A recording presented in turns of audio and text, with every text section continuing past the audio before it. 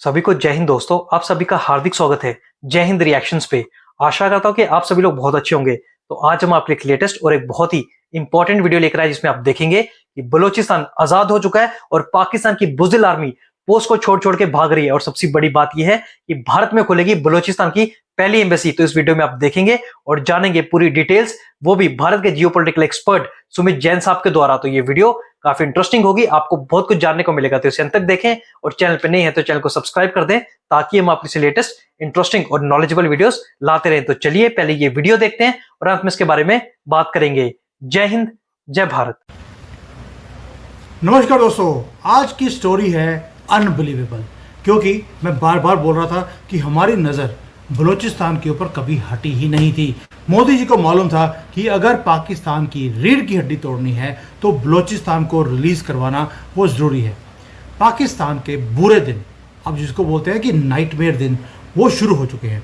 पंगा लिया मोदी से। एक तरफ तो उनके न्यूक्लियर लीक हो गए हैं, आपने देखा वहाँ पर इमरजेंसी डिक्लेयर हो चुकी है, बहुत ज़्यादा एरिया उनको खाली करना पड़ रहा है। और सुना है कि उनके जो अगले बच्चे निकलेंगे वो कुछ इस तरह के निकलेंगे, और लेकिन मुंह से उनके वही निकलेगा कि हम गज़वे हिंद करेंगे। ओ भाई, अपने आप को सीधा तो कर लो पहले। सीधा ये चलने के भी लायक नहीं है, और जो ये लीक है इतनी ज़्यादा तेज़ है कि इनसे कंट्रोल नहीं हो रही। और ऊपर से भारत ने जो इनकी इज्जत का फलूदा निकाला है मोदी जी ने, वो आपके सामने है। इनके जितने दावे थे कि हमने S-400 डिस्ट्रॉय कर दिया, ये कर दिया, वो कर दिया, सारे मोदी जी ने कल उधमपुर में जाकर सारे खारिज कर दिए। और दूसरी तरफ बलोच लिबरेशन आर्मी यानी कि फ्रीडम फाइटर्स ऑफ बलूचिस्तान, उन्होंने 71 स्ट्रेटेजिक लोकेशंस को जो इनसाइड बलूचिस्तान है उसको अपने कब्जे में कर लिया है। 71 एडमिनिस्ट्रेटिव यानी कि की बिल्डिंग्स एंड की एरियाज उनके कंट्रोल में है। बलूचिस्तान के जो लीडर हैं मीर यार बलोच, उन्होंने ऑफिशियली डिक्लेयर कर दिया है Pakistan to be a independent country. Republic of Balochistan उसको नाम दिया गया है। फ्लैग भी उन्होंने अपना रिलीज कर दिया, और इंडियन मीडिया सारा का सारा इस चीज़ को कवर कर रहा है एक्सटेंसिवली कि बलूचिस्तान एक इंडिपेंडेंट कंट्री डिक्लेयर हो चुका है। दोस्तों, जो ये फ्लैग निकल गया, इमेजिन कीजिए आप, पाकिस्तानी आर्मी का हाल क्या हो रहा होगा, उनके प्रधानमंत्री का हाल क्या हो रहा होगा, उनकी पूरी की पूरी मशीनरी, जो उनकी पूरी फौज है, जो इन्होंने 8 लाख लोगों की फौज खड़ी करी थी गज़वे हिंद करने की। ओ भाई, गज़वे पाकिस्तान को तो बचा नहीं सके, आपके वहाँ से एक कंट्री अलग हो गया है। और किया किसने है? 2-4 हज़ार बलोच फ्रीडम फाइटर्स ने कंट्री को रिलीज़ करवा लिया, और ये बोलते हैं कि ये भारत का मुकाबला करेंगे। अभी तो ये कहानी यहाँ पर ख़त्म नहीं हुई है, और बहुत कुछ है। दोस्तों, इनकी एक रिनाउंड लीडर है डॉक्टर नाइला कादरी, मैं उनके टच में हूँ और मैं कोशिश कर रहा हूँ कि उनको अपने शो पे लेकर आऊँ। वो बलूचिस्तान से बाहर रहती हैं क्योंकि उनकी जान को खतरा है, लेकिन वो नई प्रधानमंत्री इस नए कंट्री की बनने वाली हैं, यानी कि उनकी गवर्नमेंट ऑलरेडी किसी और कंट्री में बन चुकी है। एक और बड़ा नाम है डॉक्टर मेहरांग बलोच, वो भी 32 साल की एक लड़की है, लेडी है। उसे अभी वो बहुत प्रोमिनेंट फेस बन चुका है बलूचिस्तान की इंडिपेंडेंस मूवमेंट में। मार्च 2025 में आपको याद होगा, उसे पाकिस्तान की गंदी आर्मी आसिम मुनीर ने पर्सनली उसको जेल कर दी थी, क्योंकि आपको मालूम है शहबाज शरीफ हो या आसिम मुनीर हो, ये सब डरते हैं इस बलूचिस्तान की फ्रीडम मूवमेंट से। जब ये मेहरांग को पकड़कर जेल में किया गया तो बलूचिस्तान की जो मूवमेंट थी वो और ज़्यादा आग पकड़ ली उसने, और बलोचियों ने एक ही काम किया, पाकिस्तान की आर्मी को इतना ठोका है कि पाकिस्तान की आर्मी अब डरती है कि बलूचिस्तान में नहीं जाना, क्योंकि जो पाकिस्तान की आर्मी है उसमें बलोची ओरिजिन यानी कि सोल्जर्स तो है ही नहीं। जो पाकिस्तान की जो पंजाबी एरिया है उसके सोल्जर्स हैं पाकिस्तान आर्मी में, उन्होंने मना कर दिया है कि हम बलूचिस्तान में जाकर डिप्लॉय नहीं होंगे, क्योंकि उन्हें सूअर की तरह पाकिस्तान की आर्मी को बलोच के लोग सूअरों की तरह काट रहे हैं। क्योंकि बलोच लोग जो है पाकिस्तान आर्मी को उतना ही हेट करते हैं जितना 1971 में बांग्लादेश के लोग हेट करते थे। अब तो जो सिंध है वहां पर भी मूवमेंट शुरू हो गई है। टीटीपी ने पाकिस्तान के अंदर अपने एक्शंस को और तेज कर दिया है, और जो चीफ मिनिस्टर है खैबर पख्तूनख्वा का, उसने तो बोल भी दिया कि भाई पाकिस्तान का अंत होने वाला है। और आपको मालूम है खैबर पख्तूनख्वा किसके अंडर आता है? हमारे प्रधानमंत्री, जिसको पाकिस्तान के एक ही one and only Imran Khan, ये उसके एरिया में आता है। उसने बोल दिया पाकिस्तान के टुकड़े होंगे, मतलब होंगे। भाई उसने पैसे लिए थे हमारे से।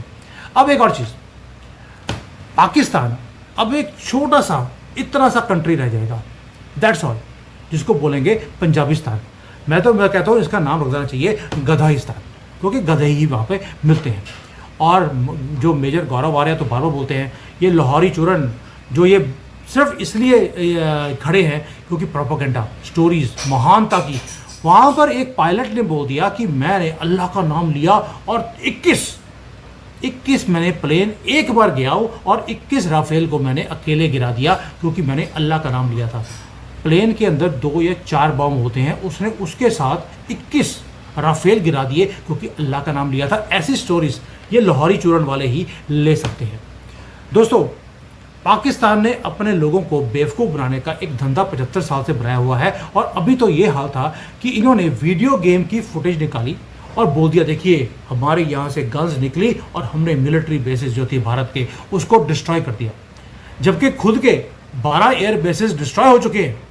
लेकिन इनका जो कॉन्फिडेंस है वो इतना है कि अपने प्रधानमंत्री को आसिफ मुनीर को बोलते भी नहीं है कि भैया जो आपके एयर बेसिस है उस पर जाके फ़ोटो खिंचा लीजिए, जैसे मोदी जी ने किया है। इतनी हिम्मत नहीं है। क्यों? क्योंकि आसिफ मुनीर खुद डर के बुर्का डाल के कहाँ बैठा है? बंकर में बैठा है, क्योंकि उसे लगता है कि पता है उसे कि मोदी जी उसे वैसे ही ख़त्म करेंगे जैसे ट्रंप ने सुलेमानी ईरान वाले को ख़त्म किया था।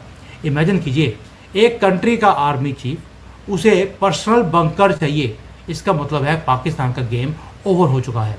और इसे जो बोलते हैं लोग बंकर मुनीर बोलना शुरू कर दिया इसे, जो हर बात में अल्लाहू अकबर अल्लाहू हलाला ये बोलता रहता है, और सिर्फ इसलिए कि नेशनलिज्म की फीलिंग को इंक्रीज करना है।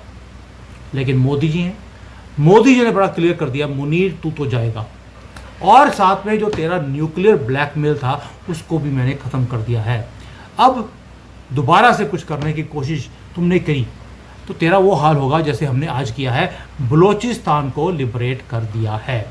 ये जो ड्रामा है अनफोल्ड हो रहा है दोस्तों, इन्होंने अपनी इंडिपेंडेंस तो डिक्लेयर कर दी, लेटर भी डाल दी है यूनाइटेड नेशंस को। ये उनके अपने लोग बोलते हैं कि यूनाइटेड नेशंस को बोला है हमें रिकॉग्नाइज किया जाए।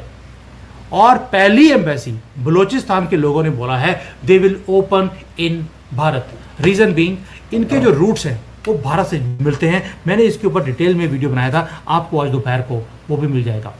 अब आपको पता होना चाहिए 1947 में ब्रिटिशर्स ने बलूचिस्तान को एक इंडिपेंडेंट नेशन की तरह उन्होंने बोला था कि आप इंडिपेंडेंस लेना चाहते हैं तो आप ले लीजिए। बलूचिस्तान ने बोला नहीं, हम भारत के साथ मिलना चाहते हैं। लेकिन मोहम्मद लहरू उन्होंने मना कर दिया कि इससे तो पाकिस्तान वीक हो जाएगा। उन्होंने मना कर दिया और पाकिस्तान ने वही काम किया जैसे कश्मीर में किया। उन्होंने बलोचियों को मिलिट्री पावर के साथ हड़प लिया। और ये जो पाकिस्तान की आर्मी है आज भागती फिर रही है उसी बलूचिस्तान में, और बलोचियों ने बोल दिया we are a independent country. अगर यहाँ पर उन्होंने बोला है कि पंजाबी सुअर कोई भी दिखा हम काट देंगे, इसलिए पाकिस्तान की जो आर्मी के लोग हैं वो बलूचिस्तान में जाने से भी डरते हैं।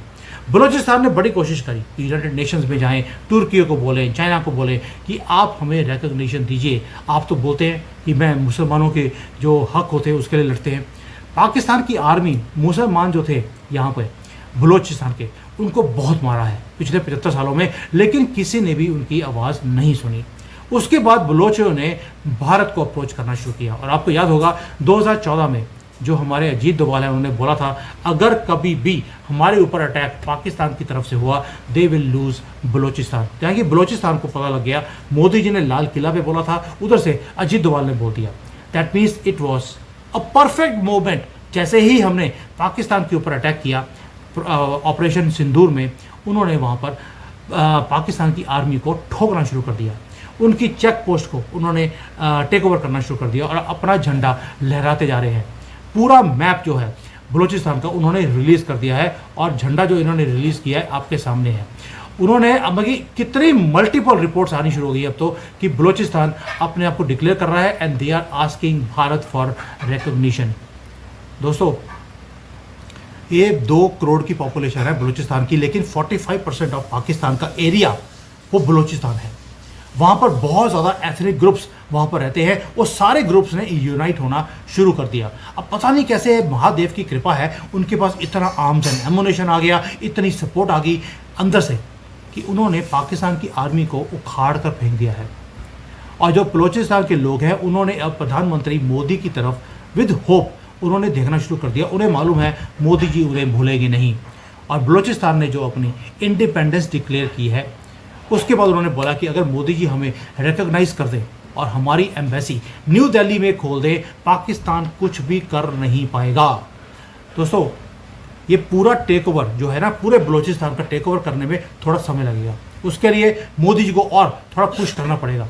लेकिन पाकिस्तान का जो कोलैप्स है वो इनएविटेबल हो गया। अभी पाकिस्तान अंदर से खाली हो चुका है। मिलिट्री की धाक जो इन्होंने बना के रखी थी फेक वाली, वो तोड़ दी है हमने। और जो ये कश्मीर और इस्लाम के बेस के ऊपर पाकिस्तान जिंदा है, बस उतना ही रह गया है। लेकिन उनके अपने सपोर्टर ने भी अब क्वेश्चन करना शुरू कर दिया कि भाई अगर आपने जंग जीता था तो मोदी जी तो उधमपुर में खड़े हैं, जो आपने बोला था डिस्ट्रॉय हो गया, वहाँ पे तो कुछ नहीं हुआ। और अगर आपके अंदर इतनी ताकत थी तो आप युद्ध को जीते क्यों नहीं।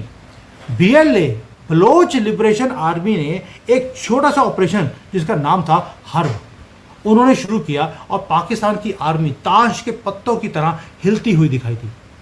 और अब उन्होंने बोल दिया कि हमने 71 स्ट्रेटेजिक प्लेसेस हमने टेक ओवर कर लिए हैं। उनका जो कैपिटल है उसे भी टेक ओवर कर लिया है। और उनका मैसेज, बलूचिस्तान का मैसेज पाकिस्तान को बड़ा क्लियर है, आपने हमारा खून बहाया है, अब हम तुम्हारा खून भी बहाएंगे। क्योंकि पाकिस्तान ने हमेशा बलूचिस्तान को टेररिज्म क्रिएट करने के लिए, टेरर कैंप्स को बनाने के लिए वहाँ पर उन्होंने यूज़ किया है। और जब इन्होंने 20 साल पाकिस्तान ने पैसे कमाए अमेरिका से, तो इसी बेस पे कमाए कि इन्होंने बलूचिस्तान के लोगों को पकड़ा, मारा और ये बोल दिया ये तो तालिबान के लोग थे। अब बलूचिस्तान वाले वही काम पाकिस्तान की आर्मी के साथ करते जा रहे हैं। दोस्तों, जो ये डॉक्टर महरांग बहरूच है, ये जो लेडी है, इसे तो मुझे लगता है, मेरे हिसाब से इसे तो नोबेल प्राइज़ दे देना चाहिए। क्योंकि उसने पाकिस्तान को ब्रांड कर दिया है एज अ टेररिस्ट कंट्री। और इसको और इसके साथ में कितने और फ्रीडम फाइटर्स हैं, इनको पाकिस्तान की आर्मी ने अरेस्ट किया है, टॉर्चर किया है और उनको ख़त्म भी कर दिया है। और जो ये मीर यार बलोच हैं, उन्होंने कंफर्म भी किया है कि उनके कितने लोगों को, कितने फ्रीडम फाइटर को बेरहमी से, जिंदा लोगों को बिना एनेस्थीसिया दिए उनकी किडनियाँ निकाल ली इन्होंने, उनके पार्ट्स को निकाला है, जैसे कभी औरंगजेब और वो सारे करते थे। तो अब जो नीला कादरी, जो इनकी प्रधानमंत्री बनने वाली है, उसने एक्टिवली इंटरनेशनल सपोर्ट मांगनी शुरू कर दी है। भारत के हिंदू आपके सामने बैठा है, हमने भी बलोचियों की आवाज़ को और तेज़ किया है दुनिया भर में, हमने इसको स्प्रेड करना शुरू कर दिया। डॉक्टर कुमार विश्वास, आपको मालूम है कवि हैं हमारे, उन्होंने भी बोल दिया है कि भाई इनके लिए अब अपील की जाए ताकि बलूचिस्तान में जो ये नई गवर्नमेंट बनी है, कुमार विश्वास ने बोला है आप भारतीयों को वीज़ा देना शुरू कीजिए, हम आएंगे बलूचिस्तान के वीज़ा के ऊपर और वहाँ पर जो हिंगलाज माता का मंदिर है बलूचिस्तान में, उसको हम विजिट करेंगे क्योंकि वो हमारा सबसे ज़्यादा सेक्रेड शक्तिपीठ है। दोस्तों, बलूचिस्तान फ्री हो गया है, अब हिंगलाज माता का मंदिर में जाकर हम पूजा कर सकते हैं। दोस्तों, आशा करता हूं कि वीडियो को आपने अंत तक देखा होगा और सुमित जैन साहब की ये पूरी एक्सप्लेनेशन और एक एक डिटेल बलूचिस्तान की आजादी के बारे में आपको काफी पसंद आई होगी और इस वीडियो में आपको बहुत कुछ जानने को मिला होगा। तो ये वीडियो अगर आपको अच्छी लगी है, इसे लाइक और शेयर जरूर कर दें और अपने विचार हमें कमेंट सेक्शन में लिखकर जरूर बताएं और कमेंट सेक्शन में जय हिंद जरूर लिखें। तो चलिए फिर मिलेंगे ऐसी किसी इंपॉर्टेंट, इंटरेस्टिंग और इन्फॉर्मेटिव वीडियो में। तब तक अपना ध्यान रखिए। जय हिंद, जय भारत।